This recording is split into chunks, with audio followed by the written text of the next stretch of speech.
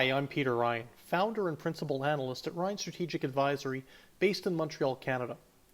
I'm delighted to be speaking with you today on my first episode as co-host of the CX Files podcast, in what I'm hoping will be a long series of thought-provoking discussions with customer experience leaders from around the world. Over the past decade, the American nearshore has established itself as an important region for contact center providers to have a presence in, notably to service the burgeoning U.S. Hispanic community. And while many countries continue to compete for customer experience investment from both BPOs and captive operations, Mexico has remained among the most sought-after destinations in this region. In fact, according to the most recent Ryan Strategic Advisory Front Office BPO Omnibus survey, Mexico is the most favored delivery destination in the nearshore, according to American enterprise contact center decision makers. Within Mexico itself, there is more interest than ever in communities that straddle the border with the United States. On that theme, I spoke to two American entrepreneurs that chose to establish their own respective CX operations on the Mexican side of the border to find out a little bit more about their own experiences. In this episode, you'll be hearing from Anny Serrano, who is the founder and CEO of OneStar Solutions based in Mexicali, and Jason Heil, the co-founder and vice president of business development of Redial BPO, which is situated in Tijuana. Okay, so one of the things that we've been observing in the research that we've been doing at Ryan Strategic Advisory over the course of the past several months has been the fact that the nearshore is certainly not going away when it comes to popularity with regards to servicing American enterprises and US consumers. But we're really interested by the fact that so many organizations are looking at the US-Mexico border.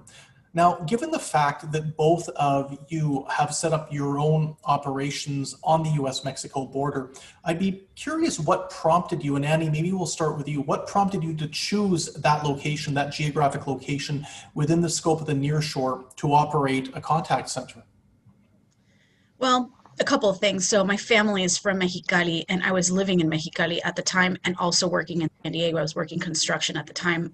So my brother, which gave us the contract that we started the call center with, was in San Diego. So everything just kind of, happened, I guess, by chance. So I was in Mexicali working in San Diego. My brother had the company that he was working for in San Diego. And so he just said, open up a call center in Mexicali, and did my research, and a couple weeks later, I had a call center in Mexicali.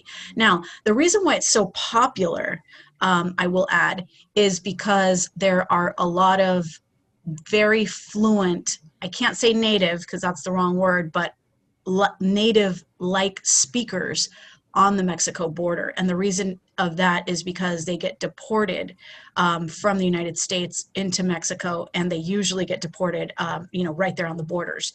Not usually, they always get deported, right there on the borders. So Mexicali, Tijuana, Ciudad Juarez, and so on and so forth are very popular spots for them to kind of, find their roots again and, just go on with life. So that's why.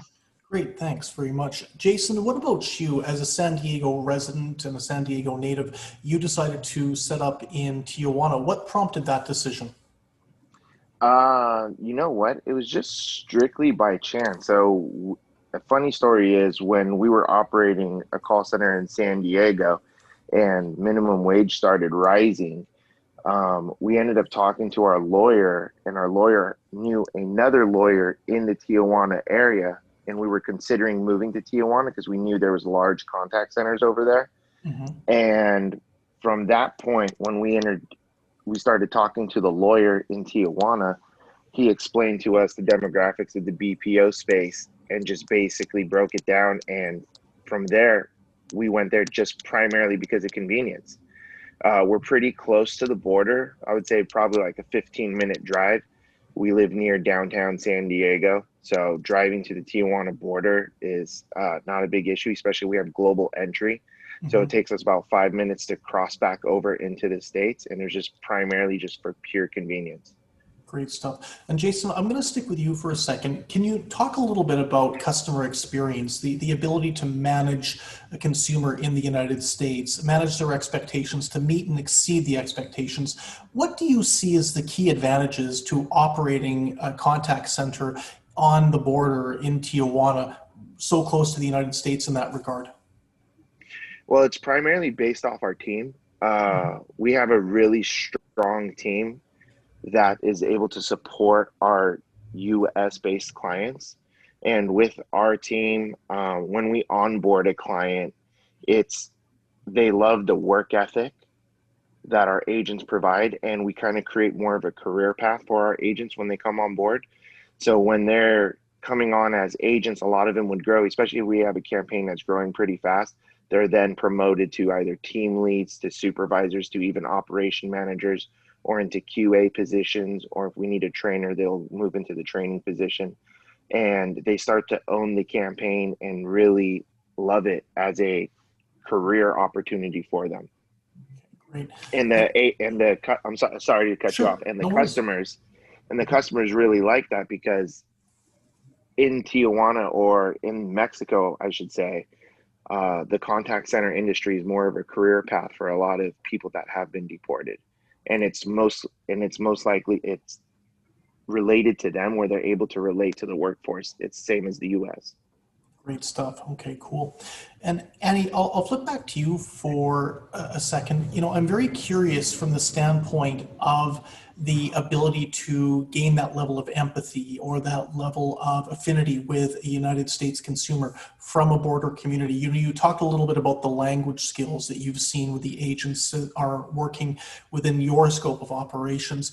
Do you find that in general, the agents in Mexicali or anywhere around the border tend to have a greater level of understanding with American consumer products and services, and that helps drive perhaps better interactions?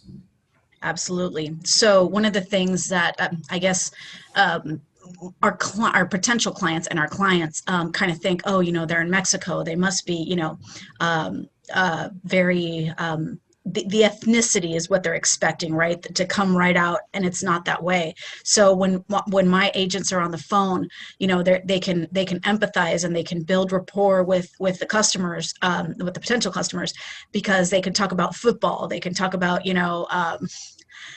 pop culture, they can talk about all these things that they actually lived, as teenagers and or grade school or what have you, in the United States. So they have that very rich cultural, Americanized culture behind them. And it's funny because when they come to Mexico, they still speak English amongst themselves, and to their new families and new girlfriends and whatnot. They merge to each other. They try to find somebody that has that background, that's been in the United States, that for whatever reason ended up in Mexico, and they merge to each other, they find each other. And then in the call center, that is exactly what you find. You find this very rich Americanized culture. It's diverse, right? Because they come from all different walks of life, and but they all have that very Americanized background. So it's very impressive to hear them on the phones with very, very little or no accent, and talking about football and sportsmanship and camaraderies, high school football teams, et cetera, all the time. So it's really cool. That's really interesting. And sticking with that, Annie, I'd be very curious, as somebody who has effectively started a contact center on the Mexican side of the border, but as somebody who's from the United States, can you talk to me a little bit about what your impressions are of the Mexican contact center workforce? What would be some of the key facets that you've observed with regards to Mexican agents? The Mexican agents that we hire for Spanish-speaking campaigns? Or just in general, Spanish-speaking or bilingual? Oh, okay. To be honest with you, I don't really hire a lot of just Mexico labor. I have a contract that's strictly for lack of a better term, injects into the blue collar, workforce in the United States. So we are very focused on keeping that intact, right? So that we're aligned. So a Mexican agent from Mexico that does not have this background that I just spoke of would not be a good fit. So I don't have much experience in hiring in hiring Mexico agents. I only hire people that have lived at least 10 years in the United States. Okay, interesting. And with that deportee community coming over the border, you've obviously got the fluidity to be able to do so. Yes. Great. Jason, I want to talk to you a little bit about the impact of the border community on clients. Obviously, Redial BPO has grown a lot over the course of the past couple of years. Can you talk to me a little bit about what some of the impressions are of your clients or prospective clients when you bring them down over the border into Tijuana, in terms of perhaps what they anticipate they're going to see versus what their thoughts are after they get down there and they've been immersed in the commercial culture, the popular culture, and the contact center culture? Yeah, so it's usually we would pick them up and drive them in. We would always pick them up from the border or from the airport and then drive them to our contact center. Um, a lot of the times, so we have two locations. One location is in Zona Rio, which is the financial district, and then the other one is in Centro, which is like on the heart of like downtown, which is Revolution and Fourth, and we have a building over there. And Zona Centro is more touristy. There's a lot of tourists that are always crossing and taking pictures with donkeys that are painted like zebras. And there's a lot of touristic shops and, pharmacies. So you'll see a lot of people there, along with great restaurants and taco stands. So that's really cool. And they really enjoy that because it also gives them like a different vibe compared to what's in the United States. And then walking into our office, I mean, it was just said just now that it's just like a U.S. type atmosphere. And in our office, everybody speaks English. Everybody treats our office as an extended culture of what their office is. So we try to replicate what their culture is, and also carry our Redial culture and do that for the client. Now, as far as like going around and looking at everything, it's really nice. They enjoy it. They're quite shocked. There's a lot of concern with safety, and there really isn't. The biggest thing that I'm always explaining to people, it's like, if you go out looking for trouble, you'll find trouble. But if you're just sticking to the tourist zones and just doing what the tourists do, or you're just there strictly for work, you're not going to have any issues whatsoever. And it's really not that big of a deal. And Annie, that brings up a really interesting point that Jason's touched on, and that's the perception about safety. And as somebody who's spent a lot of time going back and forth between the Mexican side of the border and the United States, to what extent do you see the safety perceptions or the perceptions of crime in Mexico as a reality relative to what the perceptions might be by prospective clients? And how do you find when your clients come over to see your operations, they actually take the reality in regards to what they might have seen on the news or what they might have heard about in the past? This is really funny, and I'm gonna address this as bluntly as I possibly can. So Please do. when I've picked up my clients in Calexico, that's the border town with, when I pick them up in Calexico, I have them park at X location, and then I pick them up and I roll up in a Range Rover, right? And they're really scared. They're like, "Oh my God, you're gonna cross us in this car?" And I'm like, "Yeah, what's wrong?" Like, they're like, well, and then they're just, they can't really spit it out, right? And so I'm like, all right, whatever. I'm like, dude, I've been living in Mexico for about 15 years now, and I've driven this car and a Mercedes and a BMW. And like Jason said, if you're not asking for trouble, you're not going to get into trouble. You don't wear a Rolex at 12 o'clock at night and walk down the street, right? It just uses common logic. But no, it is completely safe. I just moved to Calexico about a year ago, but that was because my kids go to school on this side. So that was kind of like, for my personal, needs. But other than that, I feel completely safe. Like I said, I had been living up to a year ago in Mexico, in Mexicali, for 15 years straight. And I have never, ever felt unsafe. As a matter of fact, like I told you guys at the beginning, my parents, my grandparents, my uncles, aunts, cousins, they all live in Mexicali. They've all lived in Mexicali all their life.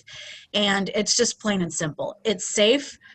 Unless you're looking for trouble, right? And in the middle of the night, walking around just in no man's land. But our clients are very happy. We've had up to, the CEO come and visit us from House Call Pro. We've had, the COO, everybody, the whole chain of command has come and visited us at some point in time. And we take them to local taco shops. That's what they like. They like, just they love the it. kind of like the street carts, right? And Yeah. the street food. And that's their preference. Like, I want to take them, to a nicer restaurant, something more typical, whatever. And they're like, no, we want street tacos. I'm like, all right, street tacos you got, right? So in the sense of, there's all these white people walking around and, they're eating tacos in a taco stand and they feel perfectly safe, perfectly comfortable. And thank God, we've never had any issues. So you're safe. I mean, just come to Mexico with somebody that obviously knows the town and you'll be fine. And if you come to Mexico with somebody that does not know the town, just stay on the main roads and act like a tourist. And you'll be safe. Just don't wear your big cowboy hat and your Hawaiian shirt and you'll be fine. No, even that, you'll be fine. Yeah, I know, exactly. I mean, I think I was talking with someone not long ago about safety in different parts of the world, and they were referring to the fact that Netflix has not done a lot of favors for a lot of spots in different nearshore locations because they keep dredging up crime stories, perhaps from the 1980s or the 1990s, that just don't reflect what's going on right now. Yeah. And go ahead, Jason. oh no, I was just gonna say, I mean, and you'd have to be able to differentiate what happened in the 80s as opposed to today. Yeah. It's a lot different. I mean, there's a lot more rules. And I mean, just to speak, Tijuana was rated like one of the most dangerous cities in the world, and you do not even see that. It's just different parts of the town that are not even near the border. And it's a really safe place. I mean, and I go and grab tacos. There's Taco El Frank, which is a real popular taco spot that was on Netflix. Everybody always wants to check out that taco place, and we go there, grab seafood, eat on the street. It's perfectly fine. So to finish off the discussion, Jason, I'm going to start with you on this. I'm going to bring up the dreaded P word, the pandemic. And clearly there's been a lot of changes when it comes to how contact center management is being done since the COVID-19 crisis has hit several months ago. Jason, can you talk to me a little bit about what you have seen your own operation undertake, as well as other operations, with regards to shifting business models in order to be able to maintain strong service levels for your clients in the United States while making certain that the workforce is as safe as possible?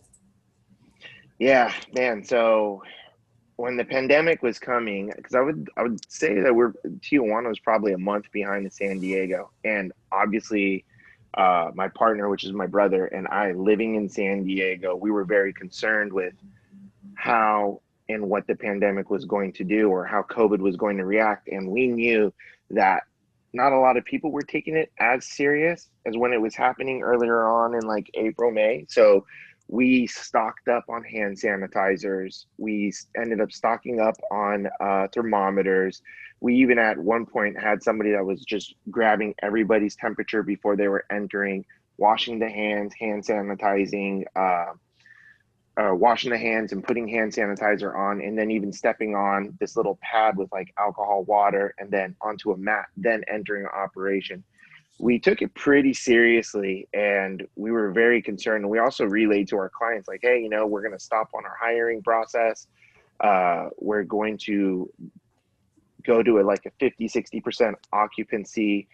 And our clients were very on board with us as well. They wanted us to be safe. They wanted to make sure we were taking safety precautions. And the clients that were able to move from home, we had our IT go set up work from home stations, bring computers over to their house, make sure that their internet was good, upgraded the internet if we needed to. And then it ended up being a redial cost for a little bit, and just to make sure we're able to provide the same service to our clients. Now, the clients that we couldn't move just because of PCI compliance and data that we're dealing with, we ended up spacing everybody out into the call center, which also we were able to expand and get another building, and we were just space out each seat. So if we put 100 seats in that floor, then we would just use only about 50 of those seats.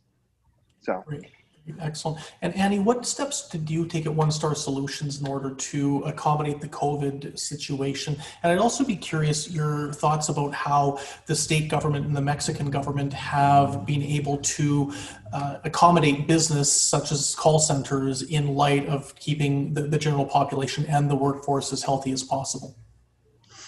Well, when we saw it coming, again, I was in the same exact position as Jason. Our client was in San Diego, and so they were a month ahead, maybe 2 months ahead of any mobilization that we even saw coming in Mexico, and then it eventually ended up happening, right? So our client was very concerned and very hands-on in getting us mobilized. So I followed their command.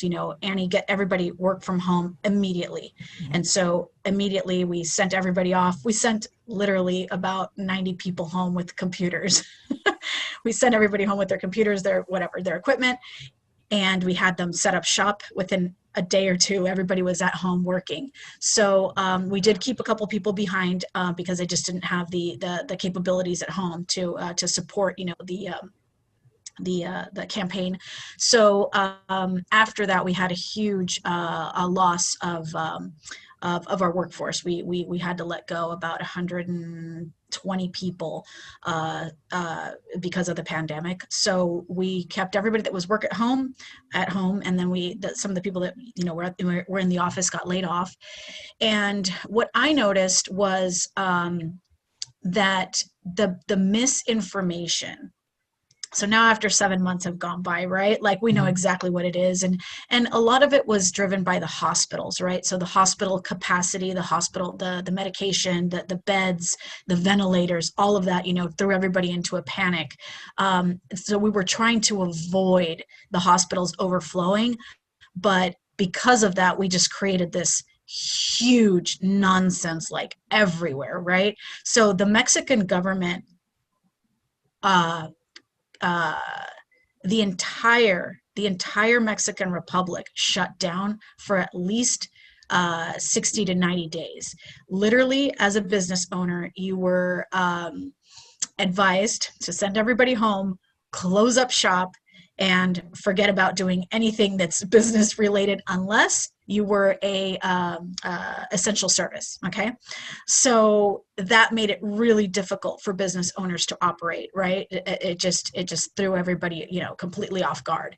So fortunately, at the very beginning, before that was a mandate, I had already sent everybody home with their computers, so everybody was fine. And our campaign, like I said, was up and running, and within 24 hours, work from home, remote. So that's kind of how we got around it. And to this day, I do not plan on opening up the office probably until January 2021, just for personal reasons. I believe that the flu season will devastate again our workforce. If you have 5-6 people come in sick with just the flu, forget about COVID, they'll get another 5-6 people, and then it'll just keep rolling around, and it's just not healthy, right? And then they'll go get their home sick, their kids, their parents, their whatever, and it's just a vicious circle, right? So I'm trying to avoid that at all cost. Personally, like in my house, the flu already hit. I have 3 kids down, so I'm just trying to avoid that at all costs. So it's just a matter of perception, how you plan ahead and how your client allows you to. Because had my client not allowed me, like Jason said, to work from home because of security restrictions or what have you, I would have had a huge problem, right? Because the Mexican government shut us down, shut everybody down. There was no, and if you were not an essential service, like you were not allowed to operate in Mexicali. And according to me, I heard that in the rest of the Republic too. But again, people got around it by spacing themselves out, getting special permits, sanitizing the entire building, and getting, a sign off from the health department, et cetera, et cetera. So a lot of people got around it in different ways. Mine was just work from home and stay there. Got it. Okay, perfect. So to finish up for this discussion, by the way, thanks to both. It's been fascinating, very illuminating. I'd be curious, starting with you, Jason, what do you see as the future for the Mexican-U.S. border in terms of a nearshore delivery point? Do you anticipate that companies like Redial BPO are going to have more competition going forward? I mean, yeah, it's In Tijuana, it's a high demand. I mean, there's a lot of call centers that pop up, even just for personal businesses, and they're not into the BPO space. They're just opening up a call center to service their business. I mean, it's a competitive market. Talent's a competitive. To hire talent is always competitive. So, yeah, I think Tijuana nearshore or Mexico nearshore is just a great place to open up a call center or any type of BPO service because there's just a lot of great people that understand the culture, that are bicultural and bilingual. So, yeah, it's going to be competitive. And Annie, from your standpoint, as really one of the disruptors in the Mexicali area when it comes to contact center work, are you seeing more interest from other outsourcers in coming down and setting up shop where you are? Not necessarily. So I've been in business for 4 years, and it's pretty much the same call centers. Eventually, one or two will pop up really small, with 4 or 5 seats, maybe 10 seats at the most, and they're kind of trying it out. Maybe it's ex-agents that worked other campaigns that somehow, some way got a contract here or there. But our weather is a beast. So it kind of keeps a lot of business owners or people that want to open up call centers out of here, because it's 120 degrees, man, for like 5 months of the year. So you don't really want to come over here and do business with that kind of weather. It's a small town. It's not necessarily like Tijuana. Tijuana is very, very nice compared to Mexicali. I mean, I don't want to talk down my town, but it's just, it's not pretty and it's really hot. Couple of different dynamics then.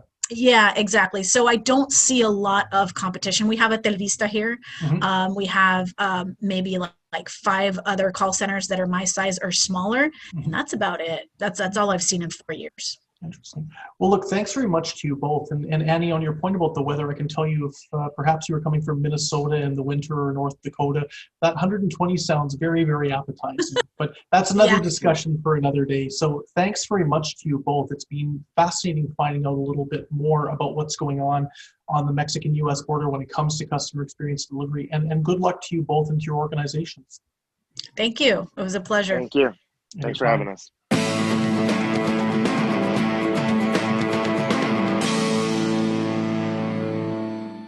Thanks for listening to the CX Files podcast. Peter and I would really appreciate it if you could leave a comment or rating on your podcast app, because that really helps other people to find the podcast. If you want to suggest a future guest, then just find one of us on LinkedIn and send a message.